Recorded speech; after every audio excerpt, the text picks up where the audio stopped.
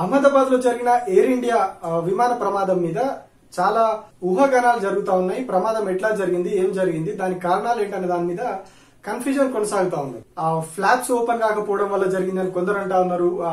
పక్షులు ఢీ కొనడం వల్ల అంటున్నారు. ఇంకొందరేమో ఆ విమాన నిర్మాణంలోనే సమస్యలు అని చెప్పి రకరకాలుగా ఒక్కో రకమైనటువంటి వాదనలు వినిపిస్తా ఉన్నారు. సో ఈ ఎయిర్ ఇండియా ఫ్లైట్ ఒకదాన్ని మనం పక్కన పెడితే, ఈ ఏదైతే 270 మంది ప్రాణాలు పోవడానికి కారణమైనటువంటి ఈ ఎయిర్ ఇండియా ఫ్లైట్ ని పక్కన పెడితే, అసలు భారతదేశంలో సివిల్ ఏవియేషన్ వ్యవస్థ ఎట్లా ఉంది, కరెక్ట్ గా ఫంక్షన్ చేస్తుందా, అన్ని సరిగ్గా ఉన్నాయా, స్టాఫ్ సరిగ్గా ఉన్నారా, ఇవన్నిటిని కూడా ఇప్పుడు పరిశీలించాల్సినటువంటి అవసరం ఏర్పడింది. ఎక్కడ సమస్య ఉంది, ఎందుకు ఇట్లాంటి ప్రమాదాలు జరుగుతా ఉన్నాయి. చాలా సార్లు ఒకే రన్వే మీదకి 2 ఫ్లైట్లు రావడం, ఏటీసీ వాటిని కంట్రోల్ చేయలేకపోవడం, కొన్ని ఫ్లైట్లు ఎమర్జెన్సీగా ల్యాండ్ అవ్వాల్సి రావడం, ఇట్లాంటి చాలా సమస్యలు మనం గత కొద్ది రోజులుగా చూస్తా ఉన్నాం. సో మరి ఇట్లాంటి సమస్యలు ఎందుకు వస్తా ఉన్నాయి, ఏవియేషన్ వ్యవస్థలో ఏం జరుగుతుంది, దీనికి సంబంధించి ఈ ఏడాది అంటే 2025 మార్చి లో పార్లమెంట్ స్టాండింగ్ కమిటీ ఒక రిపోర్ట్ ఇచ్చింది. ఆ రిపోర్ట్ లో చాలా సంచలనమైన విషయాలు బయటపెట్టింది. చాలా కీలకమైన సూచనలు కూడా సివిల్ ఏవియేషన్ మినిస్ట్రీకి చేసింది. సో వీటన్నిటిని కూడా అమలు చేసినప్పుడే ఫ్లైట్స్ భద్రత పెరుగుతుంది, జాగ్రత్తగా ఉంటది,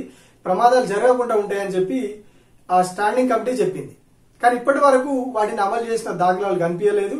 సో ఆ లోపే ఈ ప్రమాదం జరిగింది. దాదాపు 270 మంది ప్రాణాలు కోల్పోయారు. అసలు ఏం జరుగుతోంది, సివిల్ ఏవియేషన్ కు కేటాయించాల్సిన నిధుల్లో చాలా వరకు కోత పెడతా ఉన్నారు.